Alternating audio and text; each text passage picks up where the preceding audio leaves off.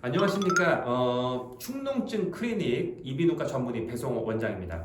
오늘은 축농증에서 저희가 부위별로 좀 설명드리고자 합니다. 그래서 축농증은 부비동염이라고 하죠. 부비동염의 네 군데, 상악동, 전두동, 사골동, 뒤에 저평동 중에서 가장 많은 상악동 얘기를 좀 드리고자 합니다.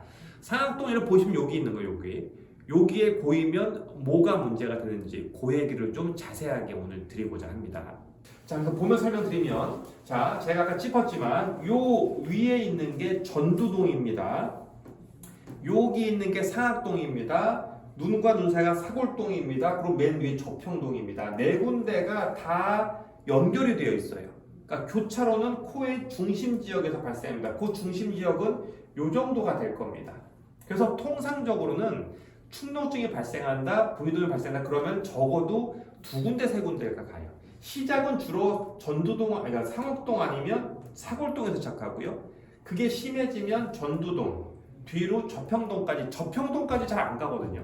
거기까지 가면 솔직히 말하면 거의 만성화 단계 이렇게 보통은 생각하게 됩니다. 자, 상악동은요, 여기가 문제인데 이게 왜 문제냐면요, 이거 잘 보셔야 돼요. 자, 우리는 중력은 밑으로 가죠. 밑으로. 이런데 문제가 생기면 밑으로 가요.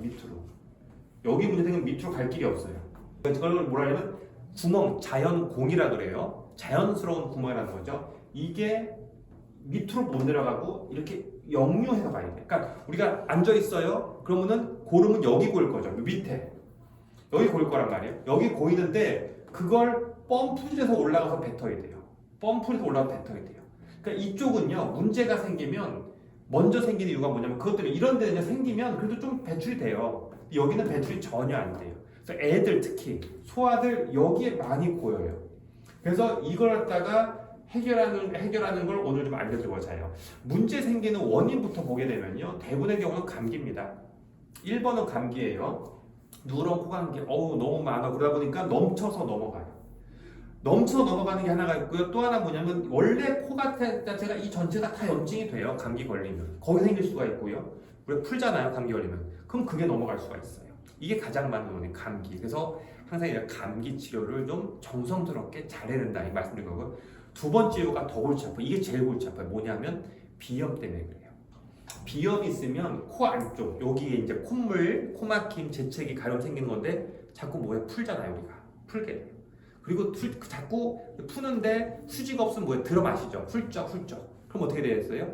푸는 힘, 들이마신 힘이 풀었는데 100%가 안 나오면 옆 동네로 새요. 그게 여기랑 여기로 새요. 비염 있을 때 풀면 들이마시면 여기로 들어가요. 그런 게 자꾸 반복되고 코가 붓고 이러다 보면 막혀버리고, 이게 축농증의 그 다음에 가장 원인입니다. 자, 상악동 치료 어떻게 할 거냐? 아까 말한 대로 초기는 약물 치료합니다. 당연한 얘기죠. 약물 치료하는데 문제는 뭐냐면 약물 치료를 항상 제가 강조하지만 잘 하셔야 돼요. 그러니까 이게 잘하려면 뭘 해야 돼? 할 수 없이 진단이 중요해요. 그러니까 우리 모든 거는요, 진단이 중요해요. 뭐예요? 내시경으로 안 돼요. 안 보인단 말이에요. 여기는 내시경은 여기 보는 거예요. 여기만. 요 동네는 안 보여요. 뭐예요? 찍어야 돼요. 뭐를 방사선적 검사, 엑스레이와 CT인데 엑스레이는 솔직히 의미 없어요. 안 보여요. 엑스레이는 어쩌면 뜬구름 잡게 하는 거예요. 그냥 흑백사진 찍는다고 생각하면 돼요. 정확하게 타겟하려면 CT, MRI는 필요 없어요. MRI는 암 같은 거 보는 거고요. 여기는 뼈와 공기와 고름 세 가지만 구별해야 되는데 CT만 찍으시면 돼요. 찍어서 우리가 이런 식으로 어떤 방이 있느냐, 이런 걸 우리가 이제 빈 방이 있느냐, 아니면 여기에 고름이 찼느냐, 이런 걸 이제 보는 거예요. 자, 여기서 핵심은 뭐냐면 약으로 되면 좋죠. 약으로 치료하는 거에 있어서 핵심은 뭐냐면 진단을 잘 내린다. 얼마나 심한지. 그리고 치료를 잘한다. 얼마 정도 해야 돼요? 최소 2주. 약물 치료는 최소 2주.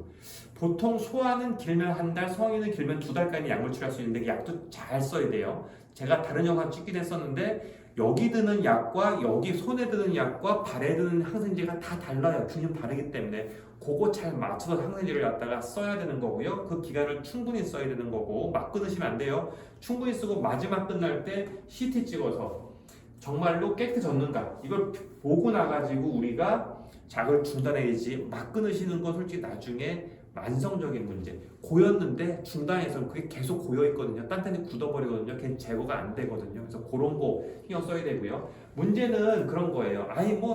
안 되면 나중 가서 수술하지 그게 골치 아파요. 나중 가서 수술하지가 골치 아파요. 자, 보시면 아까 말했지만 의사가 해줄 수 있는 건 뭐냐면 요 구멍 뚫는 게 다예요. 충동증 수술 별거 아니거든요. 뭐 그게 뭐 아니에요. 진짜 별거. 여기만 뚫는 데는 한 10분도 안 걸려요. 요 구멍 안 뚫는 거는. 충동증 수술이 길어지는 건 왜냐면 얘도 안 좋고 얘도 안 좋고 얘도 안 좋고 뒤도 안 좋고 수술하니까 피가 많이 나고 고름 나고 이러니까 어려운 거지. 얘만 딱 안 좋아. 그런 건 그냥 구멍만 뚫으면 돼요. 그러니까 우리가 저번에 항상 말씀드리지만 자 이렇게 꽉 찼어요. 제가 구멍 뚫고 그냥 정상 만들어줄 수 있어요. 그냥 정상 되는 거예요. 문제는 안 되는 경우예요. 자 이런 분들은 똑같은데 남는다는 게 이게 저는 항상 문제가 되는 거예요. 남는 거. 왜 남는 거예요? 너무 오랫동안 지연된 거예요. 콧물이 너무 바닥에 오랫동안 쌓였으면서 단단히 굳어버린 거예요. 그래서 제거가 안 된다는 거예요. 그러면 뭐가 문제입니까? 구멍은 만들어 줬는데 이게 남게 되면 뭐예요? 여기 있는 게 바깥으로 못 나온다. 콧물이 들어가면 잘 못 나온다. 펌프질 잘 못한다. 피부가 밀어내야 돼요. 피부가 밀어내서 손모 운동. 여기 작은 솜털 손모 밀어서 콧물을 위로 뿜어야 되는데 뿜질 못한다. 그럼 여기 계속 쌓인다. 그럼 뭐가 문제가 된다? 밑에 있는 게 뭐다? 잇몸이다. 이 잇몸에 우리는 결국 나중에 가면은 임플란트를 꼽아야 된다. 그 임플란트를 꼽는 게 솔직히 말하면 굉장히 꼽는 게 어렵다는 거예요. 꼽기가. 이 잇몸이 여기를 꼽아야 되기 때문에. 그래서 충농증은 나중에 고생하세요. 그러니까 이런 거예요. 젊으신 분들이 한다. 60까지 살면 돼. 지금 여러분이 알고 있는 의학 지식의 굉장히 많은 부분의 오류가 뭐냐면 그거에 세팅되어 있어요. 옛날, 우리 30년 전. 아시죠? 30년 전에는 우리가 항갑잔치 하던 시절이에요. 그때 왜 했어요? 수명이 그 정도였어요. 그러니까 60 넘으면 대단하신 거였거든요. 그게 불과 30년 전 얘기예요.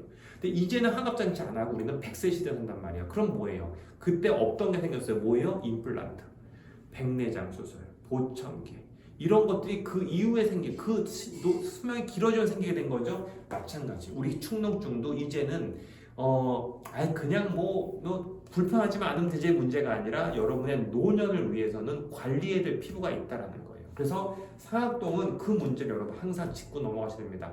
그냥 병원에 갔더니 뭐 좀 남았는데 그냥 뭐 콧물 안 나오니까 사는데 지장 없어요. 이 얘기를 너무 많이 듣고 오세요. 저한테 와가지고 그러세요.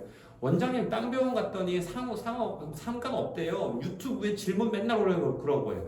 충농증 좀 있는데 사는데 상관없대요. 여러분 사는 상관없어요. 그러니까 뭐라고 60까지 살고 임플란트 안 끼실 거면 아무 상관없는 문제세요. 근데 그거 이상 사실 거면서 임플란트를 꽂게 되면 여러분 나중에 그 되게 고생하실 거니까 항상 그런 거에 대한 종합적인 거, 내 인생의 전체. 그러니까 의사를 만날 때는 그런 거예요. 내과 의사를 만나던 이비인후과 의사를 만나던 내 평생을 100살, 120살 시대에 그걸 갖다가 나를 다 책임질 수 있는 말을 하는 거냐 아니면 자기가 능력이 부족하니까 잠깐만 치료하고 말 걸 얘기하느라 갖다 꼭 구별하셔가지고 전체에 대한 계획을 꼭 세우시길 바랍니다. 그래서 여러분들이 이제 상악동에 대해서 가장 중시할 건 뭐냐면 현실적으로는 치아, 잇몸, 임플란트 이 문제라는 거를 다시 한번 강조하겠습니다.